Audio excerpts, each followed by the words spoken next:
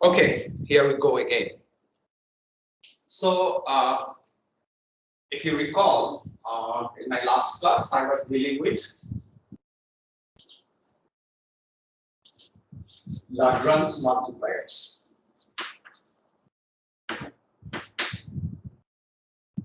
Lagrange multiplier. So, what is this?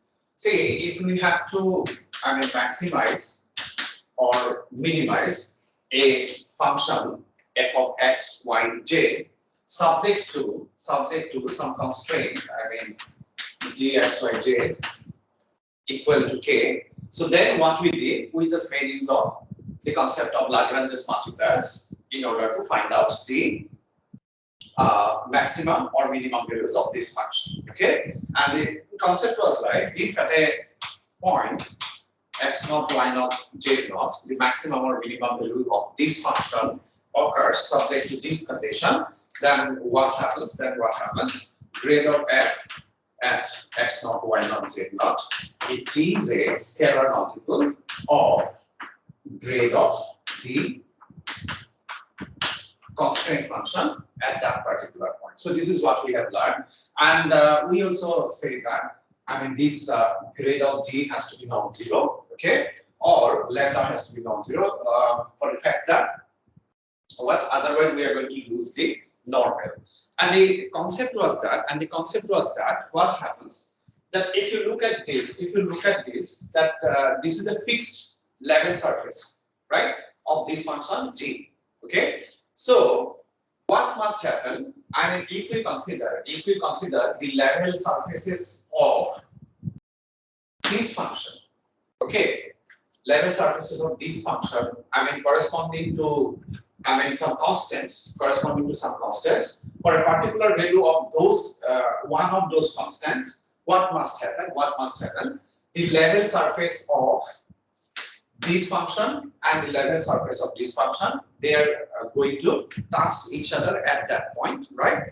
And what we did at that particular point, we were considering tangent planes, and on those tangent planes, not really tangent, these two planes are whatever tangent planes we are talking about, they're going to be overlapping in this particular case. So what is going to happen if you consider the normals, to that tangent plane at that particular point x naught, y naught, z naught, for those two surfaces, those normals are going to be in the same direction, and from there this concept has come from. Okay, so now let us extend this concept. If you have more than one constraint. Okay, if you have more than one constraint, then what happens? Say, suppose we are trying to maximize or minimize this function, subject to say two constraints. Say this is equal to k1 and this is equal to k2. Now let us explore the scenario. What is going to happen in this particular case? Okay. So firstly, let us have a look at this given constraints. So you know that these given constraints are nothing but level surfaces of two functions. Okay, and you know that the if we consider two surfaces, their intersection is going to be a what? Curve. Their intersection is going to be a curve. Say something like, curve like say C, say here, curve C. Okay. So then what must happen? If we consider okay. So basically, what we are doing now, we are seeking the maximum or minimum values of this function along the points of this curve, isn't it? And at some point of this curve, say x naught, y naught, z naught, let me call it the point P, we are going to get maximum or minimum. Is it okay? Fine. So now, the interesting thing here is that I'll show you something. Interesting thing here is that what we are going to do, we are going to consider a tangent line to this curve at that point. Okay, fine. Is it okay? Fine. So now remember, the scenario here is that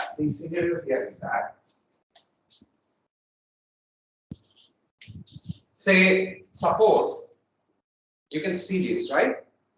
Or should I take a bigger one? Yes, I can see it. Yeah, you can see. Okay. See, you can consider this to be a surface, and I can consider another surface in this orientation, right? And like say, suppose, I mean, then if the if we consider the intersection of those two surfaces, we are going to get a curve like that one shown there. Okay. And suppose at a particular point, x naught, y naught, z naught, x naught, y naught, z naught, here, suppose the maximum or minimum value of that function f occurs. So now, what is going to happen? Like the tangent line that we have considered on the curve C at the point x naught, y naught, z naught, that line must lie on the tangent planes to the surface given by this and to the surface given by this as well, isn't it? Right? Yes. So now you look what is happening here.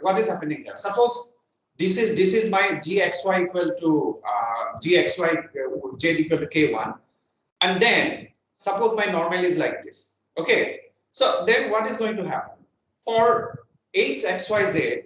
I mean, at the same point, I'm going to have a tangent plan. My normal could be something like this. My normal could be something like this, isn't it? Fine. Okay. So now, Yes. what is happening? I have to consider a third surface corresponding to this function. I have to consider something like f x comma y comma z equal to c. C is some constant as the third surface in such a way that what is going to happen? Again, like this curve C, it is going to touch that surface corresponding to f of x comma y comma z, right? At that point, x naught, y naught, z naught. Is it clear? Isn't Yeah. it? So now basically you can see that we are talking about three surfaces.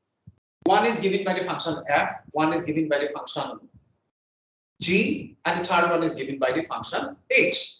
And now at the same point, if we consider three surfaces and three different tangent planes, now at the same point, say suppose for the first surface, my normal is like this. Second surface, my normal is like this. Third surface, only the orientation is going to change. The normal is going to be like that. Is it okay? So that means the three normals, they must lie on the same plane. Isn't it? The three normals, they must lie on the same plane. Is it okay? Fine? Yes. So that means what must happen now?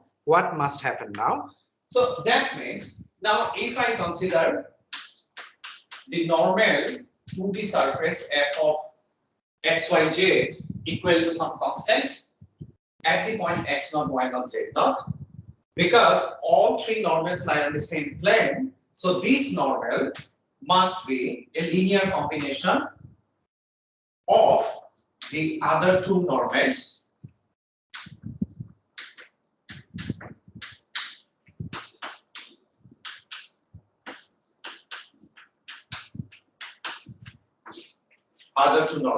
at that point.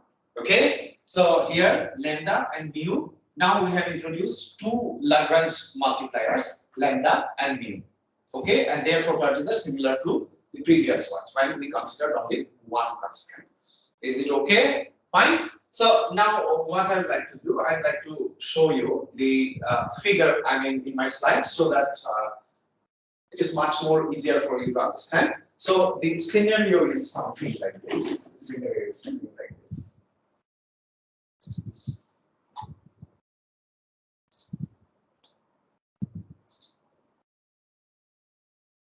So we are considering more than one constraint. Okay. So now this is going to be my situation. See here we are considering this surface, the brownish surface corresponds to g x y z equal to some constant, and this bluish surface corresponds to h x y z equal to some another constant. And you can see that their intersection is this curve. Their intersection is this curve. This curve. Okay, and if I get the maximum or minimum at this point P, whose coordinates are x naught, y naught, z naught. So this I have already explained. So then this is going to be my situation. The way I was just rotating that booklet in order to show you that concept with a pencil, which I used as a normal factor. So I am going to have a scenario like this. What is going to happen? All the three, normals, they must lie on the same plane, which we are going to call as the normal plane, right? Okay, so this is the scenario. See here, this is the scenario. So along this curve, at this point, we are considering three normals. One is given by grade F, the other two are given by grade G and grade H. Since they lie on the same plane, so that is why one must be the linear combination of the other, and then we get a relation like this. Okay, so here what they are doing, so this length, see here, this is grade G, this is the red is the vector, grade G, and blue is the vector, grade H, and then if you multiply them with scalars, they are using scalars lambda 1 and lambda 2. So it is going to constitute a parallelogram in such a way that lambda 1 grade G plus lambda 2, this is nothing but lambda 2 grade H, that is equal to the vector grade F. Is it okay? Fine. So now let us try to work out an example. Say I'm not going to do it completely because you guys will be able to do it on your own. I'm just going to show you the related concepts, how it is applied there. Let me just note down what the problem is. So you have to find out the maximum value of the function f of x, y, z. This is equal to x plus 2y plus 3z, and subject to the conditions, or you have to do it on the curve of intersection of the planes x minus y plus z equal to 1, and the cylinder x squared plus y squared equal to 1. So basically what is happening, you see that this is the scenario. So what is happening out here? This one, it is the cylinder x squared plus y squared equal to 1. And this plane, it is nothing but x minus y plus z equal to 1. And you know that they are going to intersect on a curve. And here, this curve is nothing but an ellipse. You can see some red line curve, red color curve here. Okay? So this red color curve is nothing but, it is an ellipsoid. So basically what you have to do, you have to find out the maximum values of this function along the points of those ellipsoid. Okay, so you take all the points in the ellipsoid, okay, and if at those points, you want to find out the value of this function, so amongst them you have to find out the maximum value. That's it. That is the problem. Okay, so now let us see how to proceed. Okay, fine. So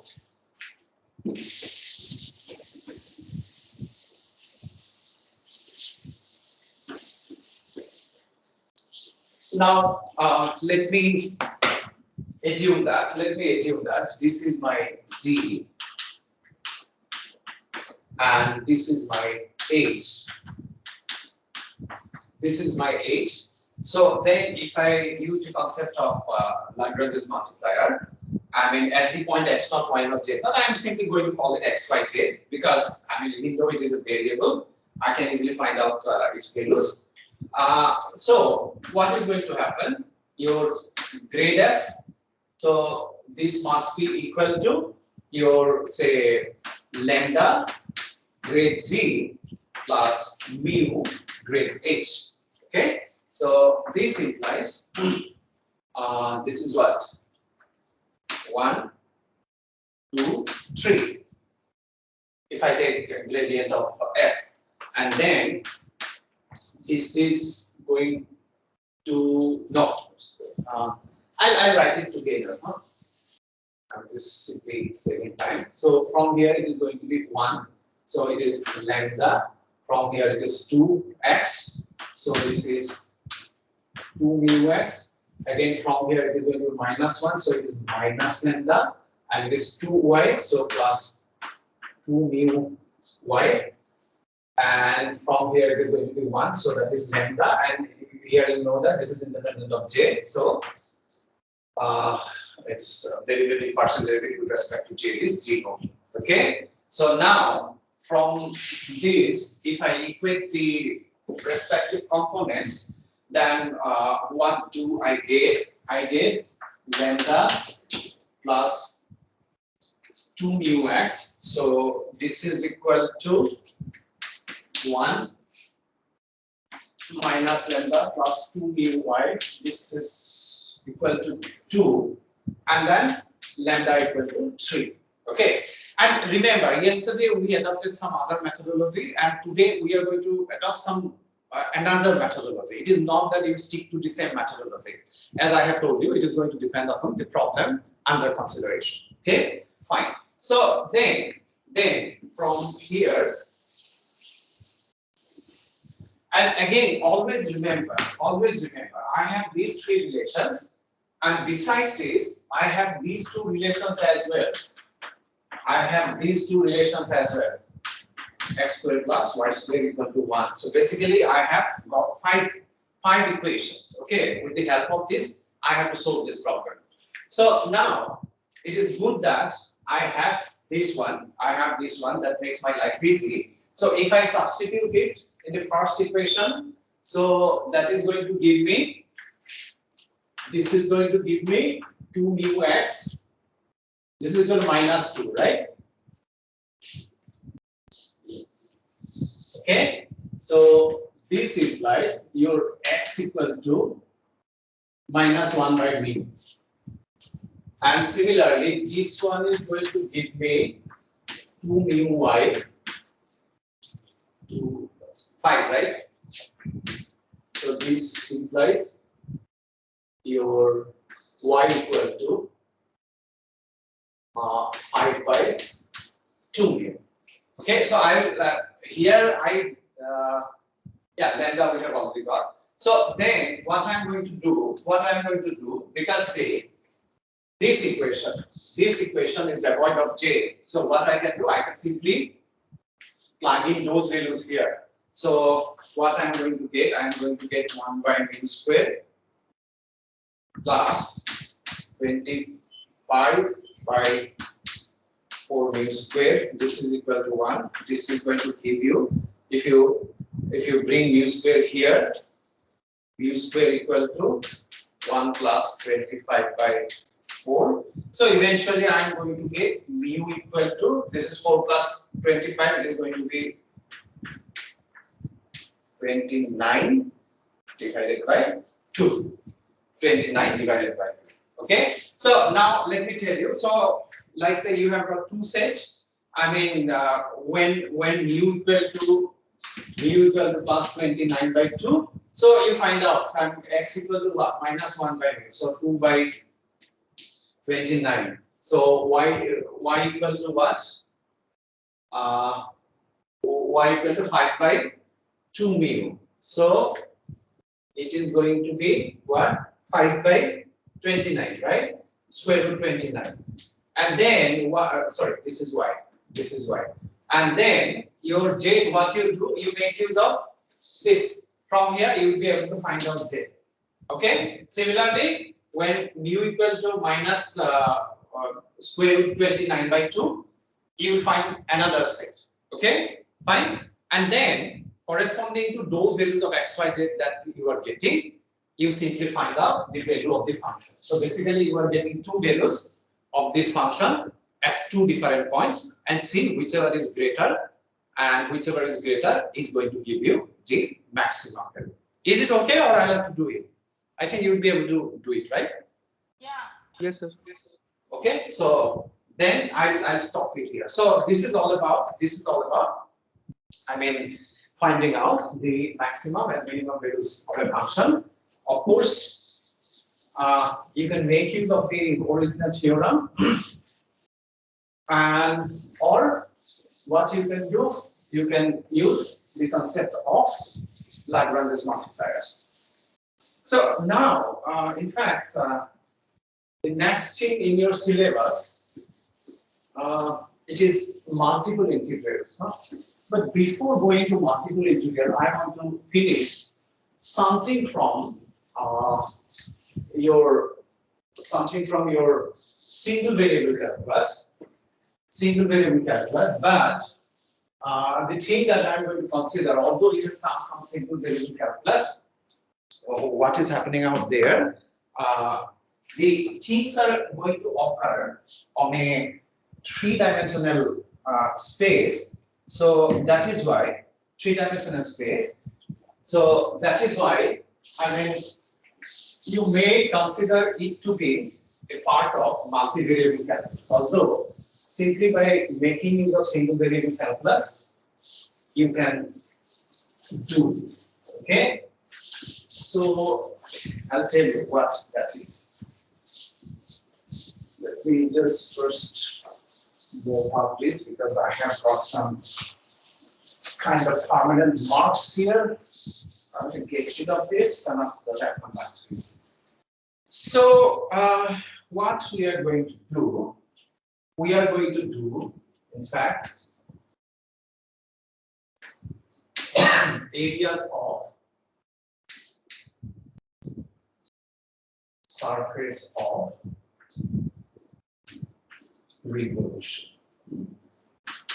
Areas of surface of revolution. So here we are going to make use and several concepts. Okay. So I'll come back to those concepts, but before that, let me tell you what actually we are trying to do. See, what we are trying to do. Say, suppose I'm basically considering, in fact, this x-axis. I'm considering an axis. Okay. And then suppose I have a curve lying in your two-dimensional plane. Okay, so that is why I'm roping in the second coordinate y here. So this curve is nothing but y equal to f of x. Okay, so now what I am doing, I am rotating this curve about x-axis. Okay, so then it is going to generate some surface, isn't it? So in this particular case, what is going to happen?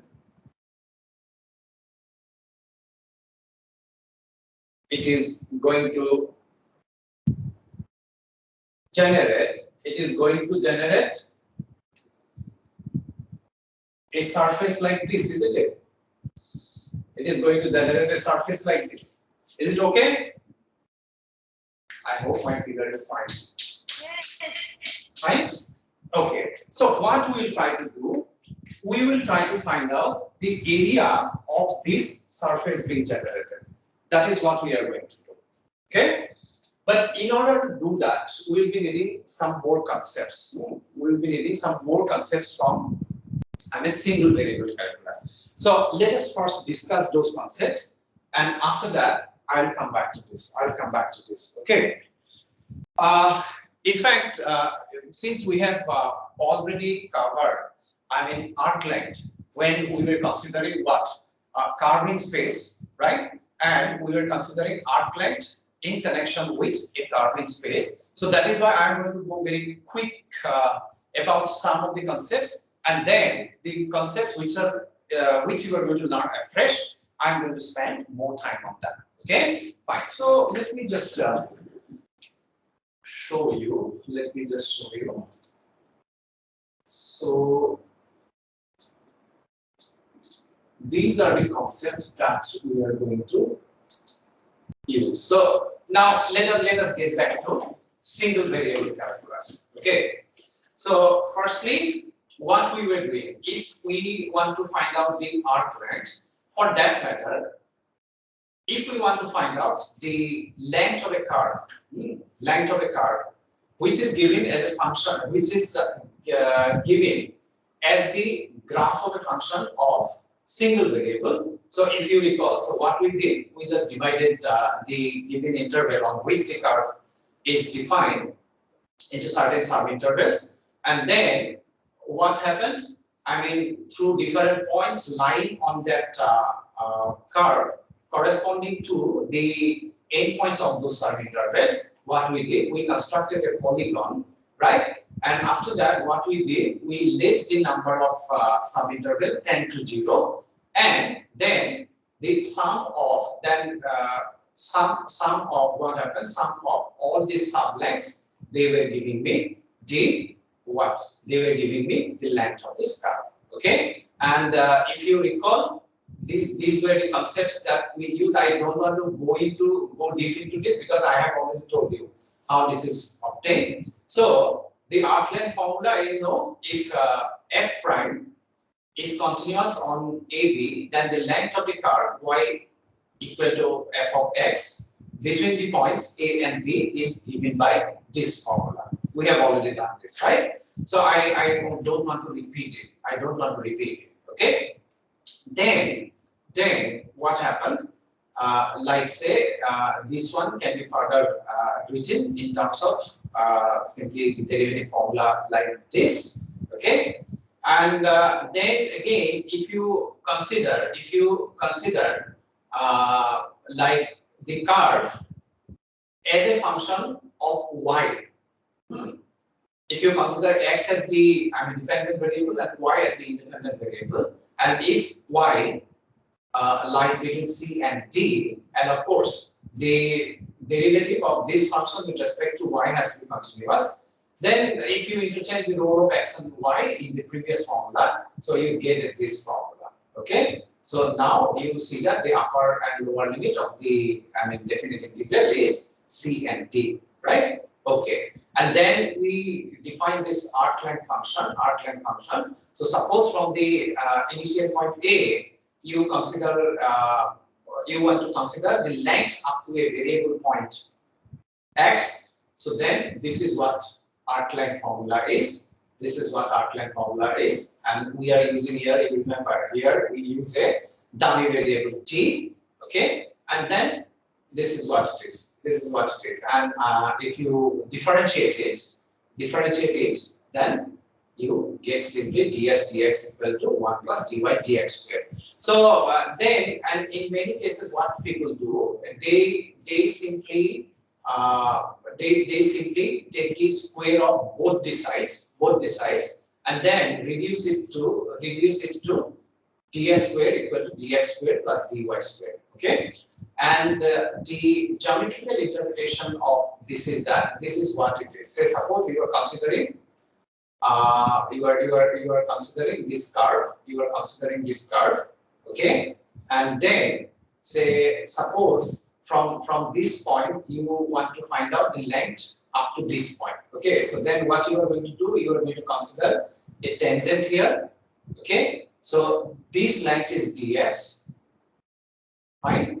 So earlier this was x, this is the point xy. So we are taking a very neighboring point here, x plus delta x. And you know that for the independent variable, delta x is simply equal to dx. And then what happens? The actual distance, the incremental distance is delta y. But if you consider the distance from the tangent line, it is dy. And from this triangle, right angle triangles, you can see that your ds squared is simply dx squared plus dy squared. So that is the geometric interpretation. So now I will come back to area of surface of revolution again. Okay, so many concepts are to be discussed. Don't worry, I'm going to cover everything. So basically, what I want that the arc length function, it was simply your this 1 plus dy dx whole square. It was given by this. We have to remember this. Was it? No, it was given by a to x. It was given by this. Okay, fine. So now, how we are going to do this? How we are going to do this? Always remember that whenever you are going to rotate, a curve about an axis, then what is going to happen? If you take slice of this, if you take slice of each of them, so you are always going to get a circle. Is it okay? Yes. Yes, sir. Yes. Yeah, you are always going to get a circle. So that is why the perimeter of the circle is going to be very important. Perimeter of the circle is going to be very important. Okay, and for that, what I'll be needing? I'll be needing the radius of this circle. Okay, fine. So now let me start with a very easy one. Say, suppose you consider a circular cylinder whose, circular cylinder of height h and radius r, say.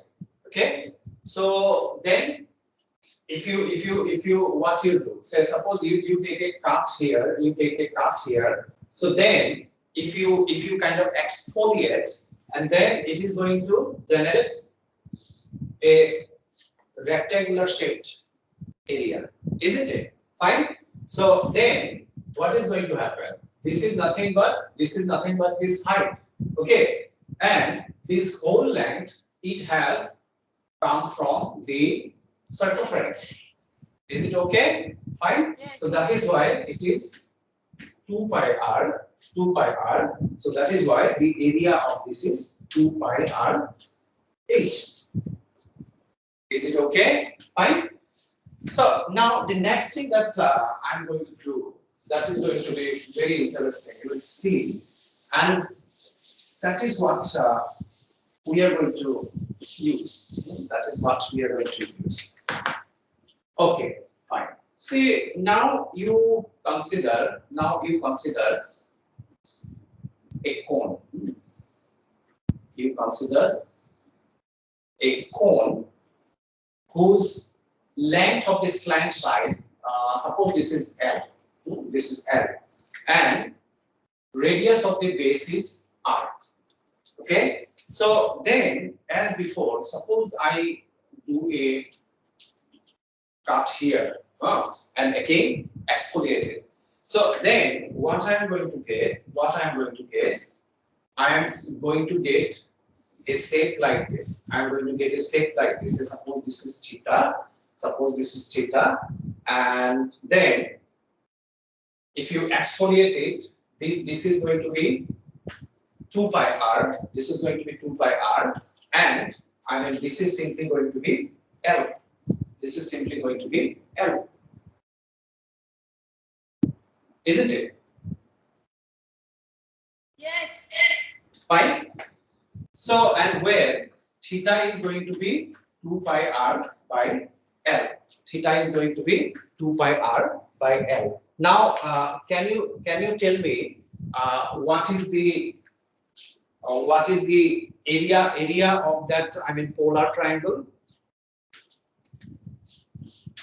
If you recall, this was simply L square theta. Okay.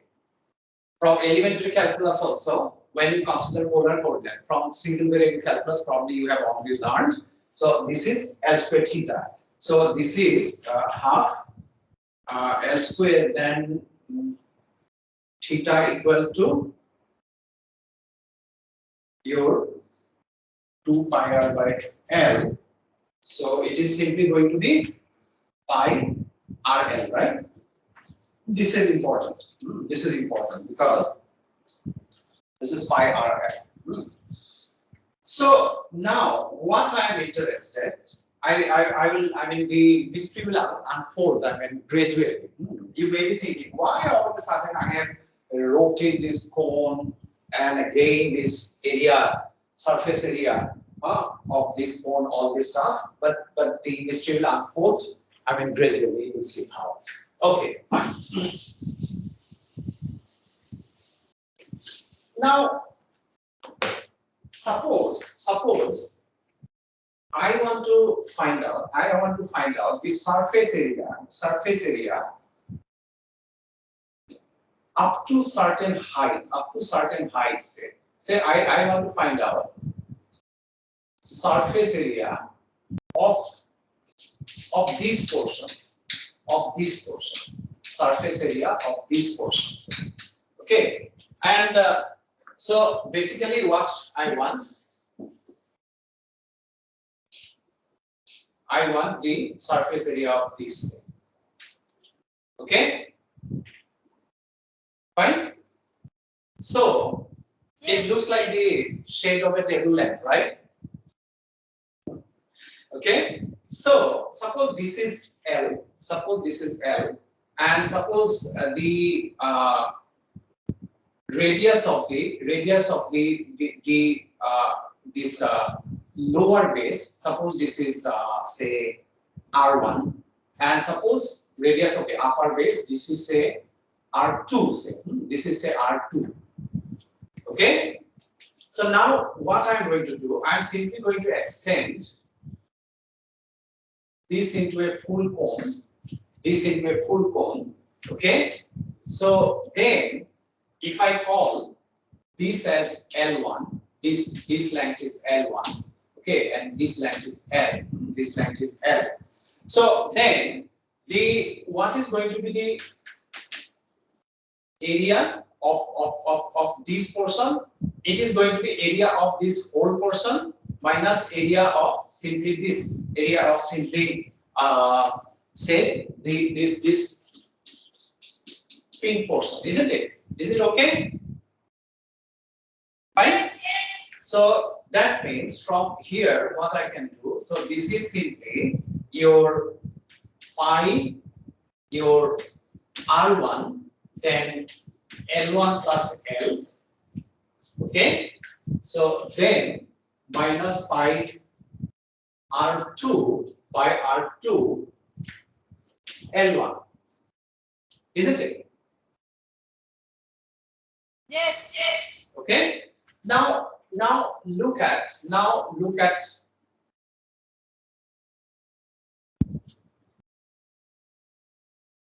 these two triangles, this bigger triangle and this smaller triangle, of course right angle triangle. They are similar, isn't it? They are similar, right? So that is why your R1 by R2, so that is going to be equal to L1 plus L divided by L1, right? Is it okay?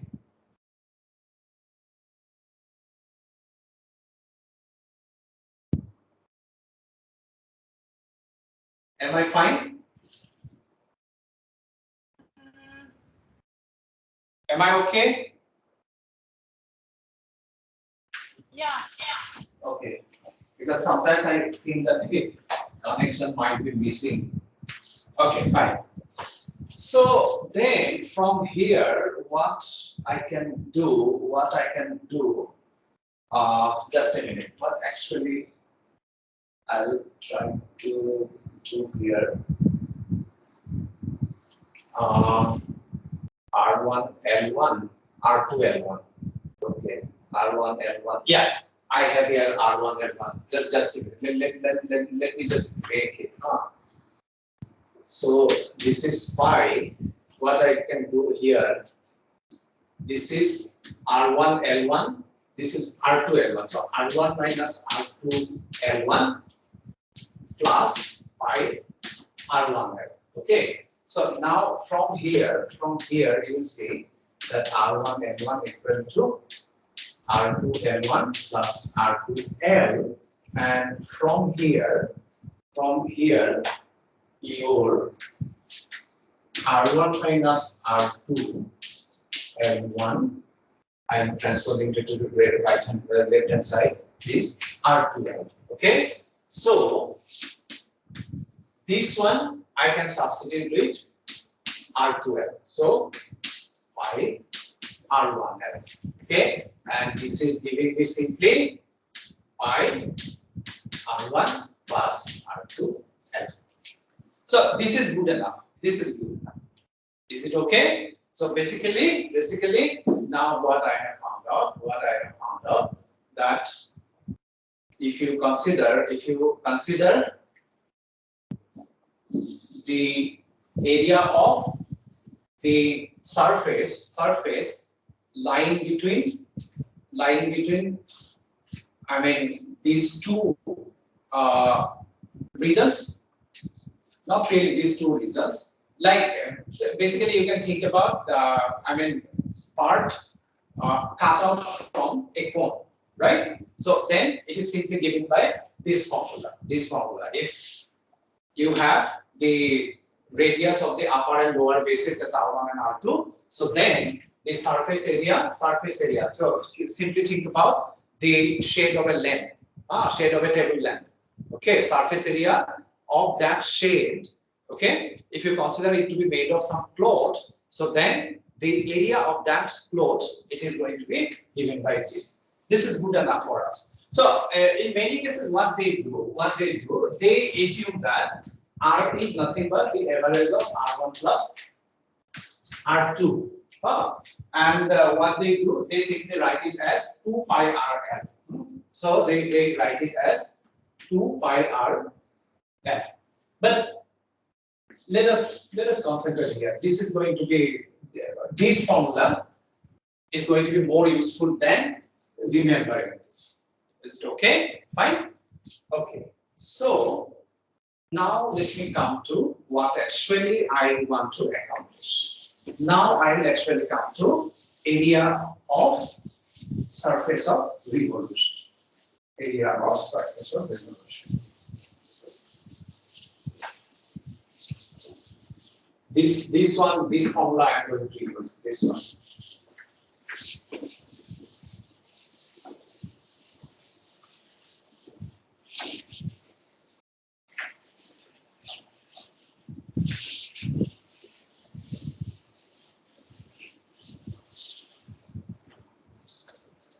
Okay. So, as now let me come back to what I started with.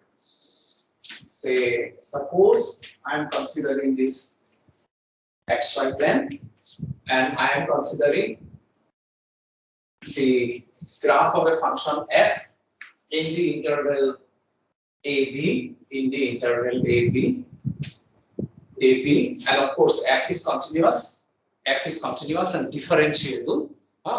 That assumption we'll have to make.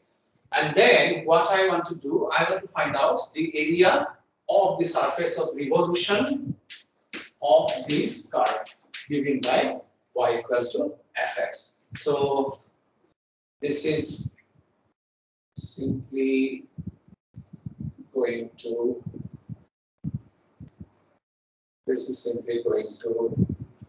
look like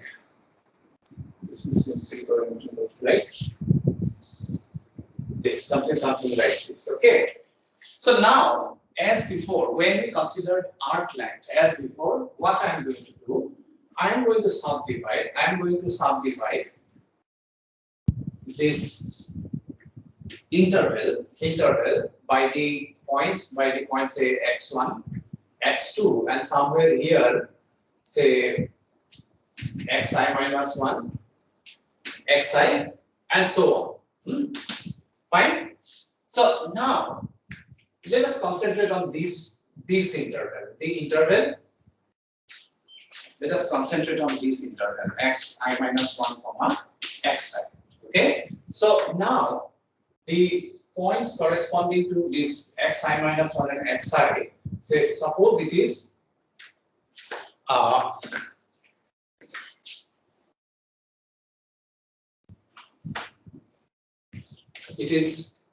pi minus 1 and pi minus 1 and pi. So now I am going to join your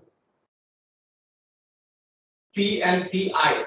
I am going to join p and pi, right? So then from here, what I am going to get? I am going to get a band like this. I am going to get a band like this, isn't it? Fine. Okay. Is it okay with everybody? Yes. Fine. So now what I will try to do, I will try to find out the area created by this band. Okay. So then what I am going to do for each of this interval, I am going to sum up the areas of all those bands. Is it okay? Fine. Areas of all those bands. Okay. And then if I let my number of subintervals tend to infinity, eventually it is going to give me the surface area of what? Yes, the revolution. That's it. So now, if you look at this pi minus p, so what I can do? It is simply what is happening here. It is simply the earlier concept. It is simply the earlier concept, isn't it?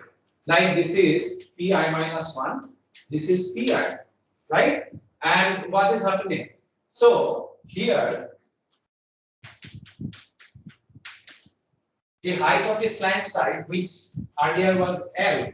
I mean, when I consider this if you remember, so this was L. So here, the role of L will be played by pi minus 1 pi, right? And I mean the here what is happening? So this is your yi minus 1, isn't it? This length is yi minus 1 and this length is yi. Is it okay? Yes. This is yi minus 1 and this is yi, right? So this is yi, this is yi minus 1. Fine? Clear? So far so good, right? Yes. Fine? Okay. So now, just a minute.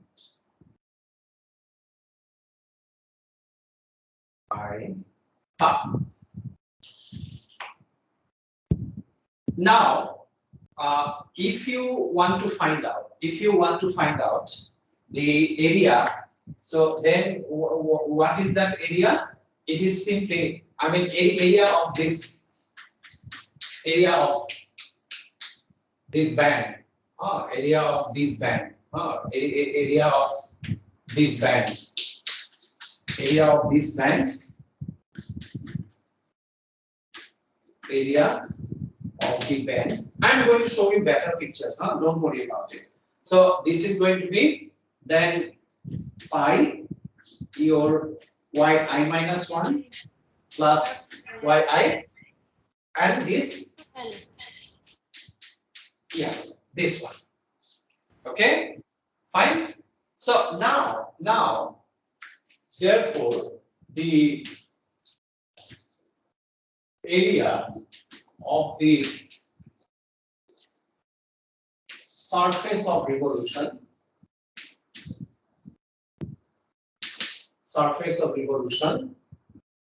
is equal to your this limit n tend to infinity your I equal to 1 to n and yeah, so I'll again let me come back to this pi minus 1 pi. So now again, if I consider this pi minus 1 to pi, this that you know that this is This will be simply given by the arc length formula 1 plus f prime xi star whole square into delta xi. If we go by whatever we have learned earlier, isn't it? Where your just a minute. Where see this is the length, this is the length delta xi, and xi star is a point in that interval. Xi star is a point in that interval. Is it okay? Yes. Fine. Yes. So I can simply write here. I can simply write here your pi yi minus 1 plus yi. Then your 1 plus f prime x I star whole square delta xi. Okay, fine. So now one thing you have to remember. So now what is happening out here? See, now if I let your n tend to infinity, these intervals are going to be very small interval, right? Tiny interval. So then this is nothing but a Riemann sum. This is nothing but a Riemann sum. So then what is going to happen? Your this for yi minus 1, you can simply substitute it with yi. Okay? And again, xi star, you can simply substitute it with xi. Because the points are going to be so close to each other. Is it okay? Yes. That is why this part I can simply write as limit n tends to infinity I going from 1 to n, and this I can simply write as 2 pi yi, and yi is simply f of xi. Okay, and then 1 plus f prime xi whole square delta xi. Okay, and you know that this limit is simply nothing but the formula for the definite integral between a to b, your 2 pi y, your 1 plus, you can call it f prime x or dy dx. Is it okay? Yes. Fine. I'm going to do a quick revision. Don't worry about it. Okay. So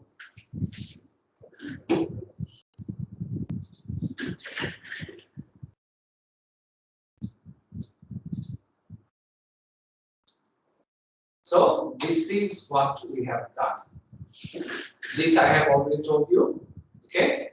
So if you make a cut here, so eventually it's going to be like a carpet. So this is 2 pi r, this is h. So that is why this is the area is 2 pi r h. So this is what we are trying to do. Say this is the curve, and then if we revolve the curve around this x-axis, so then it is going to generate a shape like this. It is going to generate a shape like this. Okay. So then, as I have told you, I am simply dividing this interval AB into sub-intervals, and I have considered the sub-interval xi minus 1 comma xi. Okay. And then what I am doing, this is my approximating band that I have told you. Say this height is yi. Okay. At the end point of that interval. Okay. And then, and of course here one thing I have to tell you, that this concept that has been developed, it is based on the fact that this curve y equal to f of x, it always lies above x-axis. Okay, so if that means f of x is greater than equal to 0. Okay, so if it changes value, so then it will be difficult to find out the area of surface of revolution. Okay, here only under that assumptions we are trying to find out the area of surface of revolution. Remember that. Okay, so therefore, in case where f is positive and has a continuous derivative, we define the surface area of the surface obtained by rotating the curve y equal to f of x between a and b about the x-axis. It is simply given by this. So I have written y, they have written f of x as I have told you. So you can also, use Lagrange notation, and it is going to give you this. Okay. So now again, remember, I can consider this graph y equal to fx. I can also convert that as a function of y. I can also write it as x equal to something like g of y, isn't it? Fine. So then remember the role of this 2 pi y. It was nothing but it was coming from the circumference. Okay, and this was coming from the distance formula. The distance formula can change, but the circumference is not going to change. Remember. So that is why here what is going to happen if you do it for this function x equal to g of y. I am going to take one example. It will be more clear to you. So then the formula for the surface area becomes this. Remember here the axis of revolution is the x-axis. That is why it is 2 pi y. Is it okay? Yes, sir. Yes. That is why because later on I have seen from my previous experience that the students get confused about it. Okay. Now if I use y as my axis of rotation, so yeah, so it can be simply written as that when x is the axis of rotation. So this is the formula. So instead of these two, simply ds is used. And again, the upper and lower limit has been omitted because according to whether you are taking differentiation with respect to x or differentiation with respect to y, the limits are going to change. And again, for rotation about y-axis, it is going to change. Now for rotation about y-axis, the circumference formula is going to come from x, because you are going to take distance from the y-axis, isn't it? And that distance you are going to measure along x-axis. So that is why it changes. Okay. So once I do these exercises, then it is going to be more clear to you. So let me quickly walk out this example. Say so here it is the curve y equal to square root 4 minus x squared. This is the curve. Okay. In fact, this is nothing but what they have taken a portion out of the semicircle given by x squared plus y squared equal to 4. Is it okay? Fine. See, it is an arc of the circle. This. Okay. And then they are rotating it about x-axis, and it has generated this surface. So you have to find out the area of this surface. And you will see that it's pretty straightforward. And it is between -1 to 1.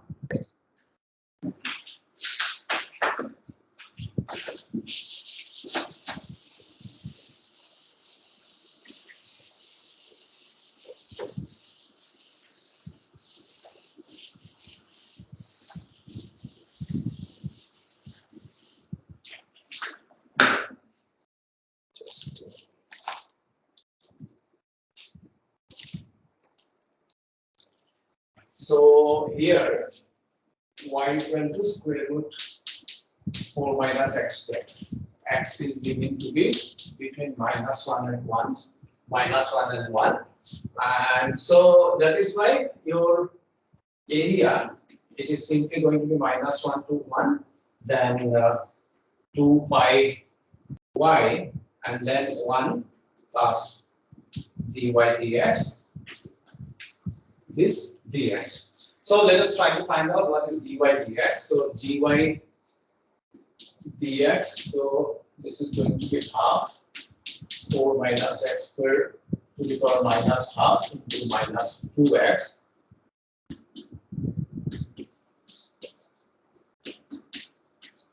Okay, So this is going to give me minus 1 to 1, 2 pi 4 minus x square.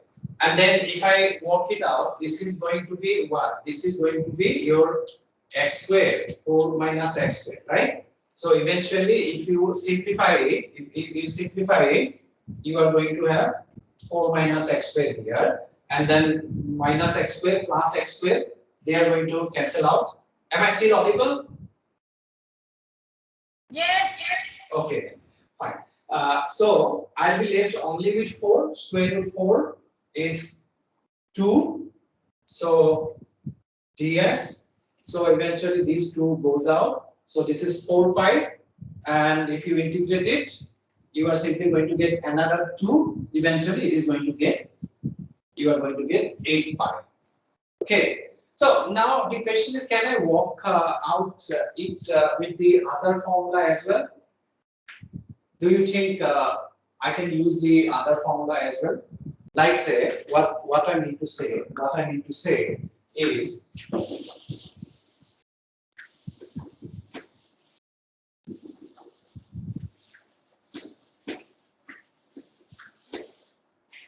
see, if you recall, the formula is simply A equal to 2 pi y ds, isn't it? Fine. This is going to remain the same. So if I use say 2 pi y, now for ds I use y as a function of x. Now if I use x as a function of y, can I still do it? And of course now what is going to happen? The limit will change. Limit will change. Okay. So can you tell me what the limit will be for y here? Can you tell me what will be the limit for y here?